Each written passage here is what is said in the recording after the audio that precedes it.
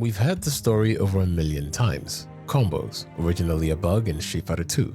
Noritaka Funamizu discovered it by accident on a bonus stage. But over the years, and in many iterations of fighting games, there have been many evolutions and changes in the way these games are intended to be played by developers and how they are played by the veterans who stick with the game over a long period of time. Combos in particular have changed incredibly from the way they've been implemented since their accidental discovery in Street Fighter II. There's been increasing controversy surrounding how fighting games being released today have made combos easier, essentially closing the gap between veterans and newbies. But is this really the case? What really is the difference between easy and accessibility? We'll be finding out through the course of this video, but leading up to that point, there's one thing I believe we can all agree on. Combos are cool. Fighting games are full of different fighting styles, interesting personalities, and has an amazing energy to it that is unlike any other genre. Combos are an even further extension of these aspects.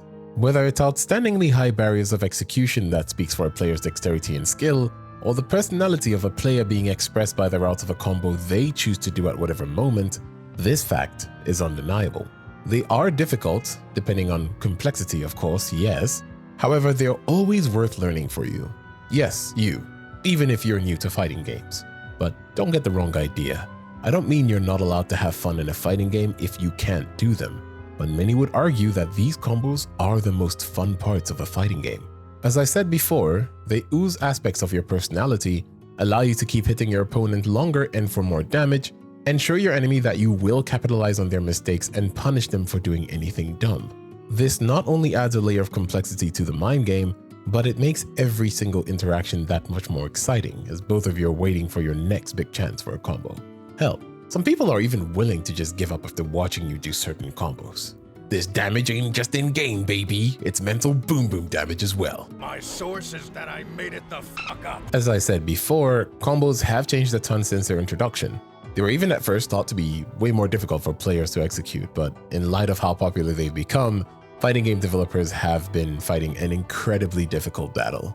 A battle called accessibility. I've tried to help a ton of my friends that have been curious about fighting games to get into them, but they, like many others, have a serious issue getting a grip on things. I do think that if people were ready to spend more time with fighting games, they would, but let's face the reality here. Not everyone has a couple of hours to spend just getting a grasp on things in fighting games. And depending on the fighting game, this could be even much longer. Recently though, this isn't something that you have to worry about, especially if you're a new player seeking to know more about fighting games. This so-called battle with accessibility that developers have been fighting over the course of the last few decades has given birth to a lot of ideas that are specifically directed towards getting people to the fun faster than ever, usually to varying degrees of success. But at the end of the day, the takeaway here is that developers are clearly trying. This is a bit of a sore spot for most players though. No matter how you splice it, there are two different sides of a coin when it comes to fighting game players. There's the casual and the pro. There are veterans somewhere in the middle, but whilst they are factored somewhat in the decision-making leading to accessibility choices, they aren't the prime focus. The casuals are. You see, there is a very thin line between making a game easy and making a game accessible. If you try to make a game more accessible, you risk making said game easier, and in doing so, to some extent, you might end up alienating the more hardcore veteran players. This is because these veteran players would have an issue with the game losing some aspects of its complexity by making these accessibility changes. One of the earlier introductions of these accessibility changes in most fighting games came in the form of simple combos. Simple combos are a way to get an early feel of the way these games' combo systems are structured. They usually involve you needing to only press one button in order to perform a fairly straightforward string of consecutive attacks. As I said before, we've seen this succeed at varying degrees, especially with some of the BlazBlue games, Dragon Ball FighterZ, Granblue, and even more recently in Street Fighter 6 and Tekken 8. Street Fighter 6, being one of the most popular fighting games in recent time, has been at the forefront of the controversy of making the game too easy, albeit in an indirect form of accessibility being either modern controls and dynamic controls. But there is a bit of an argument to be had here. Earlier in the video, I lightly asked if a game with more accessibility is essentially an easier game. Not necessarily. The introduction of auto combos have not only given fighting game players one less thing to worry about, when engaging with the fighting game. It also presented a lower barrier of entry for those who would initially be intimidated by being incapable of performing them in the first place. Again, note that I said to varying degrees of success. When Dragon Ball FighterZ was released with their auto combos, it allowed many people to immediately interact with the game and do cool shit on the fly. Although in more recent times, this has led to many people also expressing their frustration with things such as the auto side switch implemented in these auto combos. It would honestly be a lie to say that this game, with said initial auto combos, didn't introduce people to fighting game. This could be a bit of a bias on my part talking about this, because this is how I originally experienced fighting games for the first time, especially as a fan of Dragon Ball. This is how it went for me. As soon as I got the game, I booted it up, played through the tutorial, then proceeded to finish the story. After which I thought I was him and hopped online to immediately get my ass beat to the point where I wanted to destroy everything around me. But I realized that I can't buy another controller. This was about 7 to 8 years ago, and I can still vividly remember that one individual using a specific team. It was Super Saiyan Vegeta, Cell, and Android 16 at point. He never had to even switch his character in the first place. Now at this point, if I had quit the game and never launched it again, my much older self as I am now would understand. And the exact same goes for anyone who went through a similar experience. It definitely didn't feel great to get my ass beat like that, but I actually didn't stop. In fact, to some extent, I felt a sense of hope. The fighting games that I've seen a lot of people play, the hype moments that I'd witnessed at different times from straight YouTube recommendations, the famous Evo Moment 37.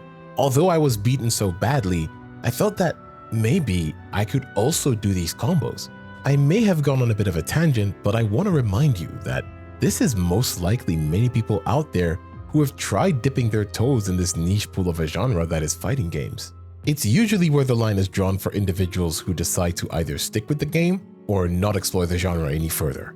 The idea that the game made me do combos automatically though, and saw someone using a similar combo structure for their combos, even though they seemed a lot cooler than what I was doing, made me think that, hey, maybe it wouldn't be so bad to try and figure out how to do these combos. If I hadn't been lured in with this structure of thinking, I definitely wouldn't have ever been capable of venturing deep into this lovely genre that has introduced me to so many good people. It was only at this pivotal moment that I decided to search up everything I can on YouTube about what would help me improve. And just like that, within a week of playing, I had hit an 80% combo for the first time ever while playing a fighting game.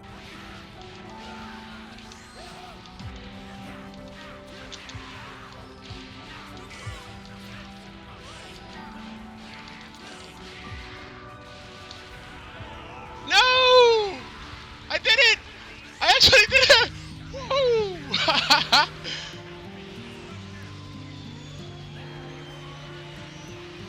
Boom! That's it! GG! Ultimate finisher! Somebody clip that! Clip that! Honestly, to say I was ecstatic is an understatement. At this exact moment right here, because of a simple accessibility option which lured me in so well and kept me playing the game, I'd finally broken through a mental barrier that stopped me from ever thinking I could do anything even remotely similar. And that right there had an incredible snowball effect. After enjoying FighterZ as much as I could, I started finding myself craving more fighting game experiences. I ended up trying games like BlazBlue Cross Tag Battle, Tekken 7, Street Fighter V, and many others. At this point, I would come to learn and appreciate FighterZ for having so many tidbits of mechanics. You see, something that I believe isn't appreciated enough is how, when accessibility is done right, it exposes you to pretty much almost every mechanic you might need to refine in multiple other fighting games.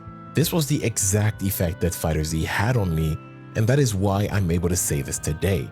Accessibility does make fighting games easier to approach, but at the same time, it does not take away from the underlying mastery difficulty of fighting games overall.